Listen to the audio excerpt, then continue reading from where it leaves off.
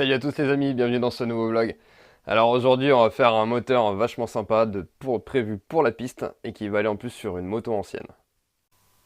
Alors voilà, quand je te parle de moteur vraiment sympa, voilà de quoi je parle. Carter Neo, hein, comme d'hab. Maintenant tu commences à connaître un petit peu, hein, c'est vraiment une belle pièce. Si je peux les bouger, je croyais que le cylindre était posé contre. Donc voilà, petit Carter Neo qui va bien, donc là tout neuf hein, forcément, donc j'avais monté encore, il y a tout à faire, donc la prépa etc.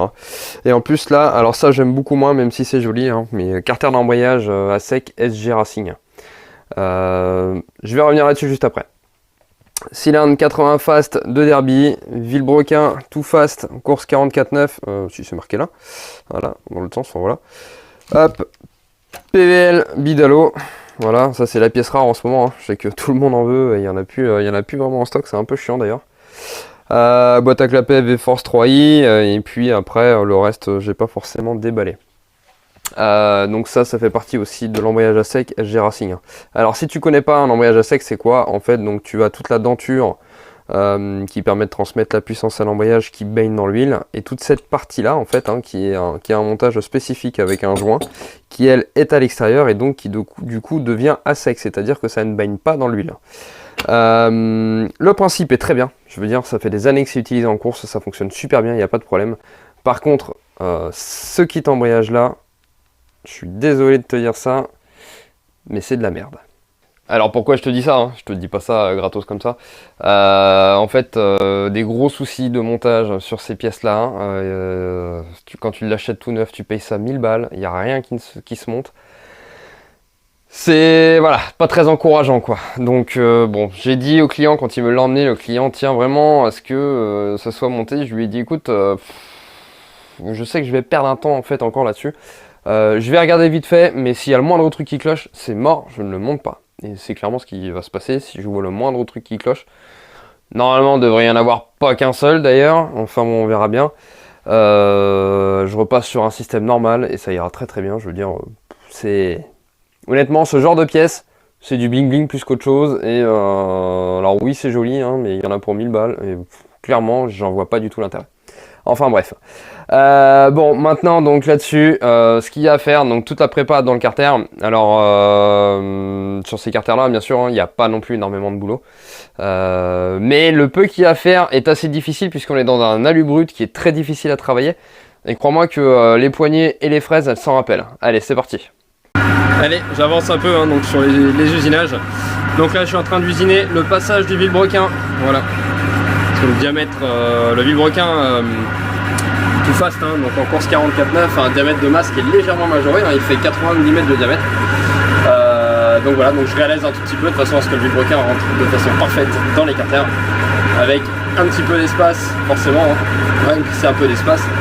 Et puis voilà, donc là je fais les deux carters comme ça, et ensuite donc je passe à la préparation des carters moteurs. Et donc maintenant, le vélo, tac, impeccable, ça passe tout seul. Bon, et bien nickel, donc là maintenant j'ai fait les deux carters comme ça, tu vois.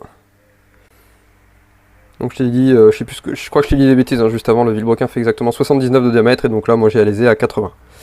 Voilà, allez, maintenant, donc toute la partie ici à préparer, et cette partie là hein, pour arriver sur l'alignement au cylindre, donc que j'ai pas encore tracé mais que je vais aller faire. Allez, prépa des carters, donc terminé, hein, tu vois. Donc j'ai repris tout le passage ici pile poil pour que ça vienne aligner donc avec le cylindre. Forcément, comme d'hab, hein, maintenant tu connais, mais bon, je leur dis quand même hein, pour les nouveaux arrivants sur la chaîne. Donc voilà. Et là maintenant, donc j'ai commencé à mettre les roulements dans les carters. Donc celui-là avait été mis par le client.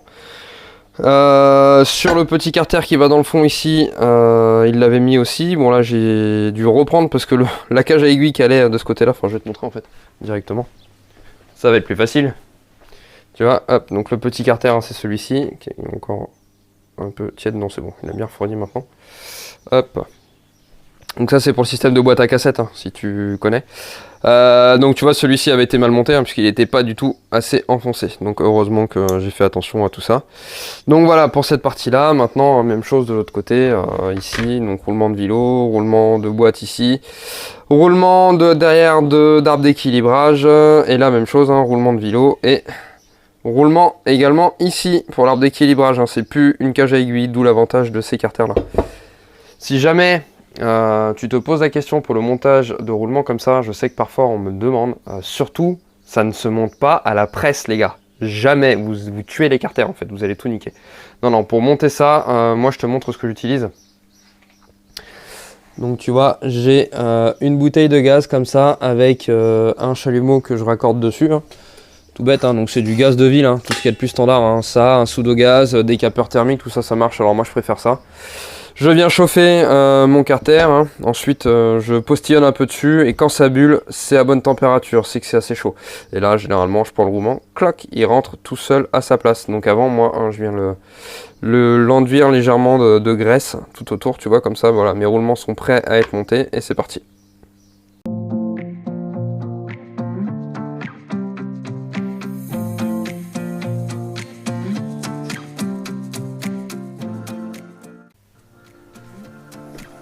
Allez, bas moteur entièrement refermé. J'ai déjà commencé à regarder un petit peu ce qui s'y passe, à prendre quelques paramètres moteurs. Et puis voilà, donc maintenant, à moi de mettre un petit coup de perlimpinpin là-dedans, comme on dit, hein, voilà. Donc, je vais faire tout ça à ma sauce, je remonte l'ensemble et puis on se retrouve en direct sur le banc. Bon, avant de mettre le moteur au banc quand même, il fallait bien que je finisse de le monter, t'imagines bien. Et au début de cette vidéo, je t'ai parlé donc de cet embrayage là à sec SG Racing. Comme je t'ai dit au début de la vidéo, c'est une sacrée saloperie pour rester à peu près sympathique en parlant. Je le sais d'expérience, hein, puisque j'ai plein d'amis qui ont essayé de le monter qui se sont tous fait avoir. Et voilà, donc bon, moi j'en avais jamais eu un dans les mains encore, donc j'ai voulu voir par moi-même. Et donc là déjà, j'ai à peine commencé à le monter, ça commence. Hein, tu vois ici, tu as un montage sur cage à aiguille. Donc là, ça va.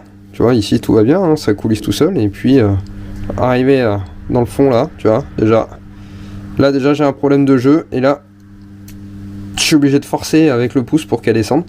Donc ça clairement ça veut dire quoi? Bah ça veut dire que c'est une bague qui va finir par éclater la cage à aiguille qui est autour, hein. Tu vois, là t'as deux cages, hein, qui sont côte côte. Bah là clairement le jeu il est pas bon. Bon, alors tout ça, ça peut se rectifier bien sûr, hein, mais bon, je vais le monter comme ça à blanc pour le coup, pour essayer de monter l'ensemble et voir jusqu'où ça m'emmène. Bon, ça continue, hein. Je suis sur le carter d'embrayage. Donc tu vois ici, hein, tu as des centreurs, hein, qui vient placer de chaque côté du carter moteur, hein, et puis ton carter d'embrayage donc vient se prendre dessus. Voilà, donc là, même chose, hein, on a les logements des centreurs qui est ici et là, ben, regarde bien, si j'en mets un dedans, l'autre, voilà, il tombe pas en face et je suis vraiment obligé de... Ah, il y a encore... Bon, ça continue. Bon, je vais essayer d'en enlever un sur les deux pour voir un petit peu jusqu'où ça m'emmène, encore une fois. Allez, je continue encore. Maintenant, je suis sur la partie cloche. Ils te fournissent les vis comme ça, hein, pour relier la cloche au pignon, donc jusque là, pourquoi pas. Sauf que, premier truc, la tête des vis ne correspond pas avec le lamage qui a été fait. Et je vais encore plus loin. La vis en elle-même ne traverse pas la cloche. Voilà, pourtant, hein, tu vois, c'est bien la bonne vis, hein, puisque le filetage derrière correspond bien. Enfin, et encore, correspond... je dirais presque que c'est un grand mot, hein, parce que... là, je triche un peu, parce que je l'ai déjà vissé un petit peu à la main tout à l'heure. Mais le filetage n'était pas terrible, hein, pour tout avouer. Bon, je sais même pas si ça vaut le coup que j'aille plus loin encore. Celui-là, je l'ai pas essayé. Ouais, tu vois, ça va, mais putain, si là, ça force. Bon, voilà quoi, hein, embrayage SG Racing, quoi. Voilà, une pièce à 1000 balles. Et on m'avait prévenu, hein, mais je me rappelais plus qu'il y avait tout ça, pour être honnête. Et on n'est pas au bout, hein, puisque il me reste encore un joint spi ici qui doit aller au milieu là, hein, forcément pour terminer l'étanchéité. Et après il y a encore tout ça, je sais même pas si ça se monte, mais bon, c'est bon, je stoppe là. Quand je vois un peu comment c'est fait, les disques à la con qui vont là-dessus, enfin bon, tu vois, c'est très spécial comme montage. Bref, c'est bon. Je stoppe là pour cette pièce de merde, hein, faut le dire. J'en ai marre, je m'en doutais dès le départ, mais là, c'est bon, perdre du temps sur des conneries pareilles, moi j'ai autre chose à faire. Donc du coup, pour terminer là-dessus, remontage d'un système d'embrayage complet, hein, donc type origine, hein, c'est très bien. Et forcément, il faut aussi un carter d'embrayage. Et donc là, il faut que je fasse un obturateur ici, hein, puisque le système de kick sur ces moteurs-là n'est pas existant, hein, tu le vois bien. Et donc je me suis dit, tiens, hop. Donc je me suis dit, pourquoi pas faire l'obturateur sur le tour numérique, tant qu'à faire, hein, comme ça, moi ça me fait un petit peu d'entraînement. C'est une machine que je maîtrise pas encore totalement, et loin de là d'ailleurs. Donc voilà, autant en profiter pour s'entraîner. Donc je vais te montrer un petit peu ça en vitesse, parce que c'est pas du tout l'objet de cette vidéo, mais j'en profite. Donc là tu vois, pour aller rapidement, je travaille avec ça, donc Easy 1000. C'est, si jamais tu ne connais pas, en fait, hein, c'est un logiciel qui te permet de faire ta CAO, ta FAO, n'importe quoi, ce que je raconte, la FAO. Donc la FAO, c'est fabrication assistée par ordinateur, ce qui veut dire qu'en fait sur le logiciel, je vais dessiner très vite la pièce. Là en l'occurrence, une pièce toute simple, hein, tu vas voir.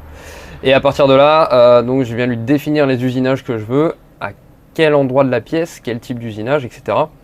Bon, ça peut paraître un petit peu compliqué comme ça, mais en réalité, ça ne l'est pas, c'est même plutôt simple. Je te montre ça tout de suite. Hop. Donc voilà, en direct, hein, sur le PC, la pièce à quoi elle ressemble, hein, tu le vois donc ici. Donc je veux faire un obturateur avec donc le centrage, hein, qui se fait ici, et je sais pas pourquoi, j'ai envie d'essayer de faire un arrondi sur toute cette partie-là, donc voilà.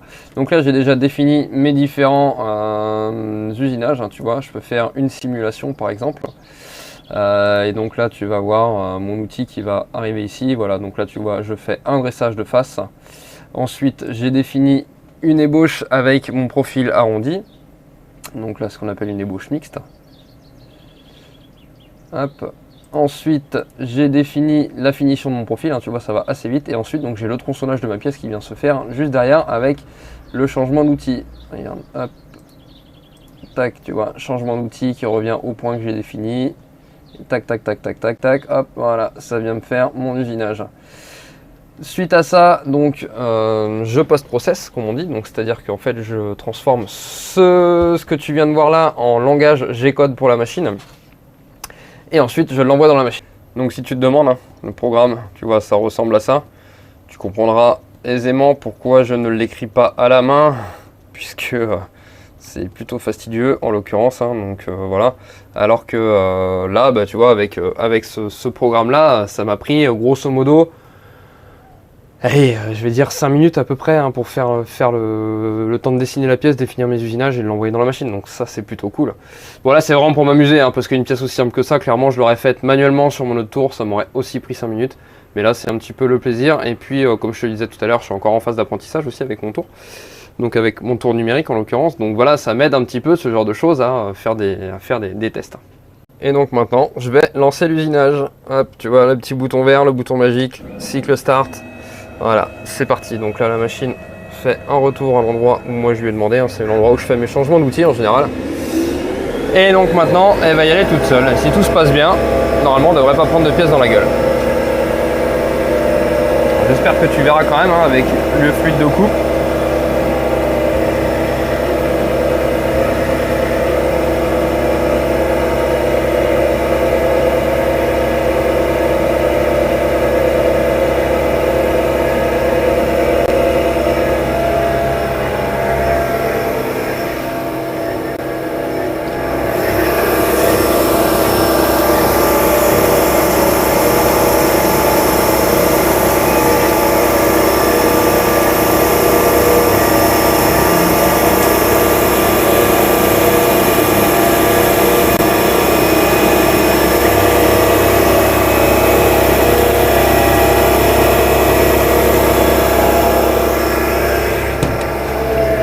Donc là, changement d'outil.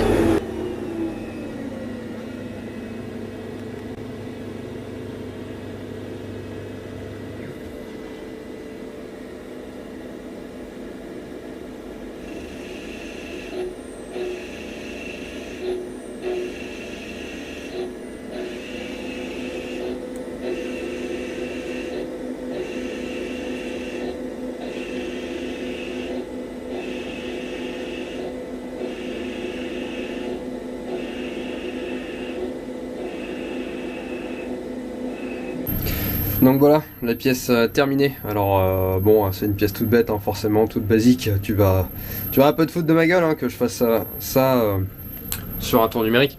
Sache que en attendant, si jamais t'es arrivé sur la chaîne il y a pas longtemps, c'est quelque chose encore que je découvre, hein. Moi je sais pas du tout me servir d'une machine numérique, donc pour moi réussir à faire une pièce comme ça de façon 100% autonome et automatique, c'est une petite prouesse quand même.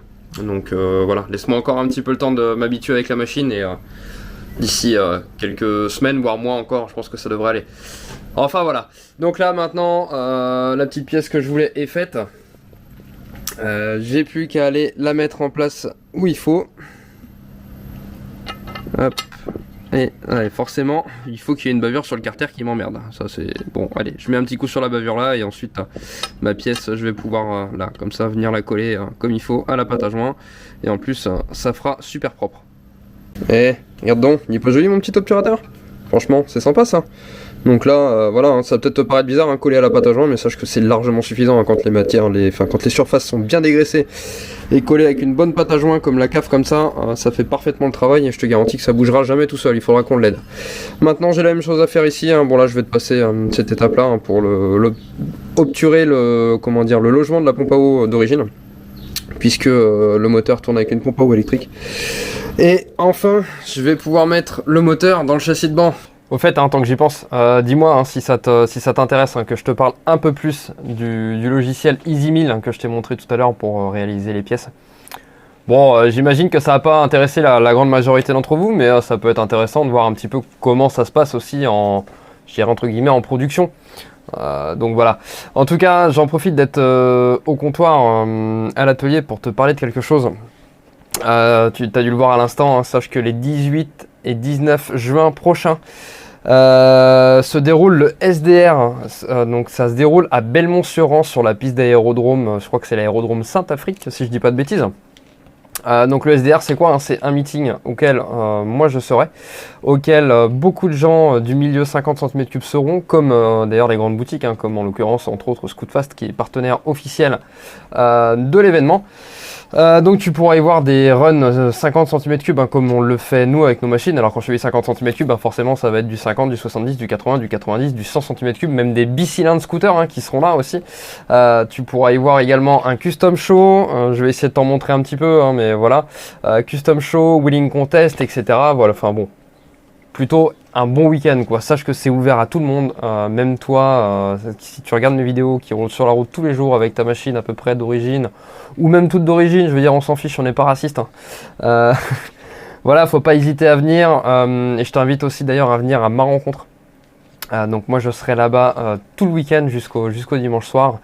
Donc voilà, s'il y a des gens qui veulent venir me rencontrer, discuter, échanger, et puis ou simplement voir mes machines. Ou... En tout cas voilà, je vous dis rendez-vous là-bas, donc les 18 et 19 juin. Si jamais tu veux plus d'infos, tu peux aller, je suis en train de regarder s'il y a le site. Ouais, le site est juste là, hop. Tu peux aller sur le site, hein, c'est écrit ici, donc hop, je te le dis. Le site c'est www.maniafactory81.com. Factory avec un Y, voilà, c'est écrit juste là. Allez, on continue sur le moteur cette fois. Bon, voilà, début du chantier, enfin. Ça y est, enfin début du chantier, début de la mise au point plutôt. Déjà content. Visuellement, putain, c'est quand même magnifique. Hein. Franchement, je suis assez, ouais, assez content, carrément même.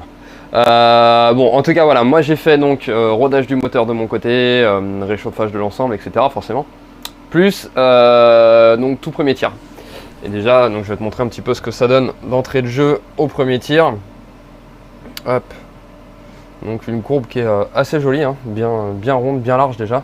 Et donc j'ai déjà 25,4 chevaux et 13 Newton de couple.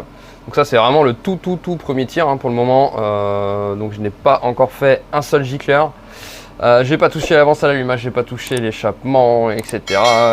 Enfin ouais, tout ce qu'on fait, pour le moment j'ai encore rien fait, c'est vraiment le tout premier tir. Donc bon, je suis assez content, sachant que c'est un moteur de piste, hein, je le répète, hein, c'est pas un moteur de run. Donc normalement on devrait être en deçà des performances quand même d'un moteur de run habituel. Donc bon, on va voir jusqu'où ça va aller.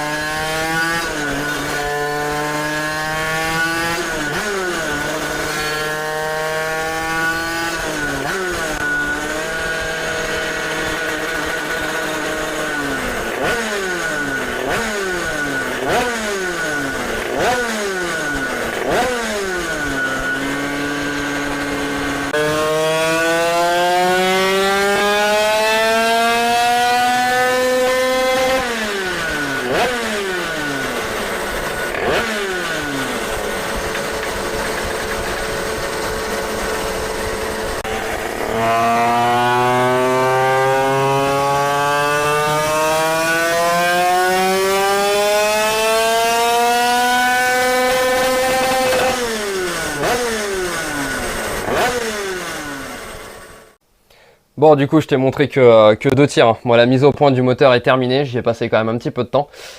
Pourquoi? Pour la simple et bonne raison que c'est un moteur que je découvre, si je peux dire ça comme ça, hein, puisque l'association de ce cylindre avec les carters Neo est complètement différente de ce que je peux voir d'habitude sur un moteur Derby. Donc forcément, il faut revoir énormément de bases que j'ai de travail pour ce type de moteur, hein, de montage en tout cas.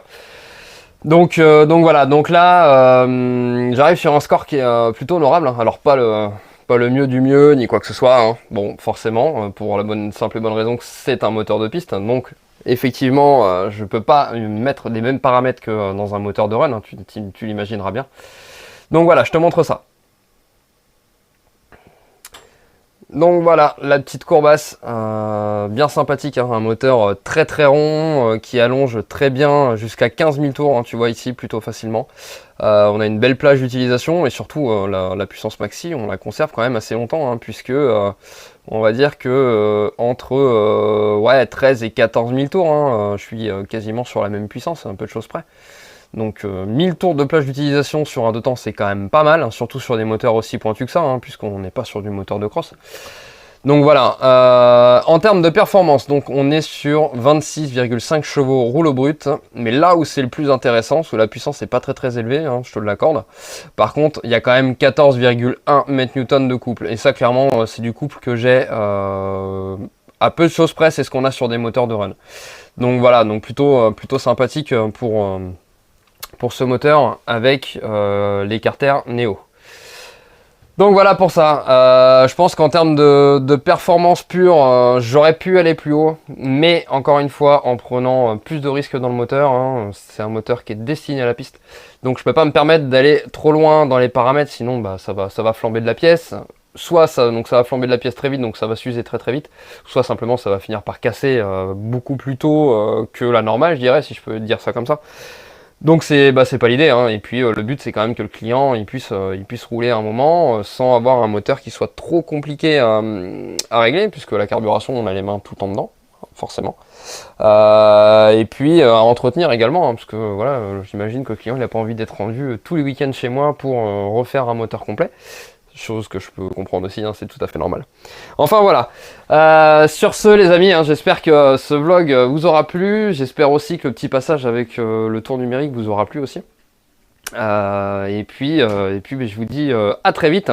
Et normalement cette vidéo va sortir avant le week-end de Belmont, donc je vous donne rendez-vous, hein, les 18 et 19 juin prochains à Belmont. Salut!